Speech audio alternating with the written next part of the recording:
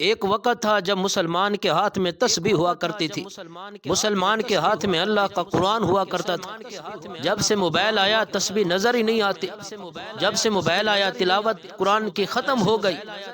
خاوند کے ہاتھ میں موبائل، بیوی کے ہاتھ میں موبائل، باپ کے ہاتھ میں موبائل، بیٹے کے ہاتھ میں موبائل، بیٹے کے ہاتھ میں موبائل، معصوم بچہ ہے اس کے ہاتھ کے اندر موبائل۔ والدین کا چہرہ دیکھنا ایک بہت بڑی عبادت ہے۔ آج نوجوان موبائل پہ لگے ہوئے ہیں، والدین آتے ہیں، بعض دفعہ والدین قریب بیٹھے ہوتے ہیں، ان کے چہرے کو دیکھنے کی توفیق نہیں ہے، موبائل پہ لگے ہوئے ہیں۔ میزبان کے پاس موبائل، مہمان کے پاس موبائل، ایک دوسرے کو ملاقات کی، دونوں موبائل پہ لگے ہوئے ہیں۔ موبائل نے آ کر بیڑا غرق کر دیا۔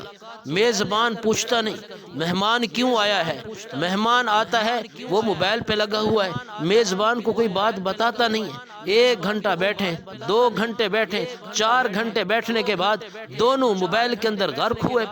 کچن میں موبائل، کھانا بناتے ہوئے موبائل، کھانا دیتے ہوئے موبائل۔ افسوس تو یہ ہے کہ کھانا کھاتے ہوئے موبائل، گاڑی چلاتے ہوئے موبائل۔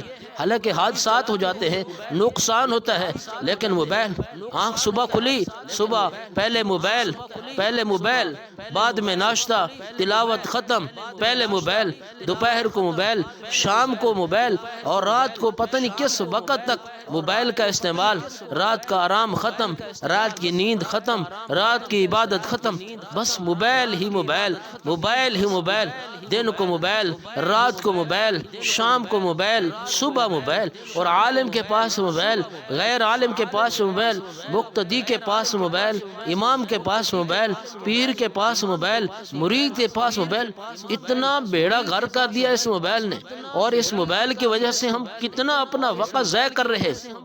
اور بیت اللہ کے اندر جہاں اللہ اکبر بیت اللہ ہے، اور وہاں پر انسان جاتا ہے اپنے گناہوں کی معافی مانگتا ہے، لیکن وہاں پر بھی موبائل، گنبد خضرا کی مقبول حاضری ہو اور وہاں پر انسان جائے اور وہاں پر بھی موبائل، اور تسبیحاں ختم، قرآن کی تلاوت ختم، والدین کی زیارت ختم، موبائل پہ ہی لگے ہوئے ہیں۔ اس موبائل نے ہمارا بیڑا غرق کر دیا۔ اس موبائل نے ہمارے اندر قربت نہیں، دوری پیدا کر دی ہے۔ اس موبائل نے ہمارا وقت ضائع کر دیا۔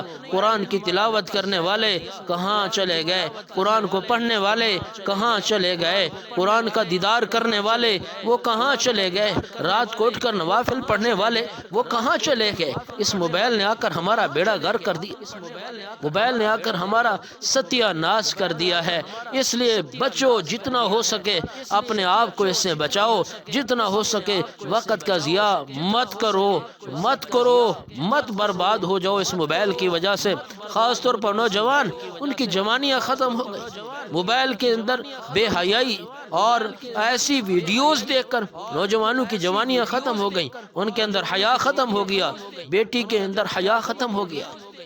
جب سے اس کے ہاتھ میں موبائل آیا، سر سے دوپٹے کو ہوش ہی نہیں رہا، نماز کا اس کو ہوش ہی نہیں رہا، پردے کا اس کو ہوش ہی نہیں رہا۔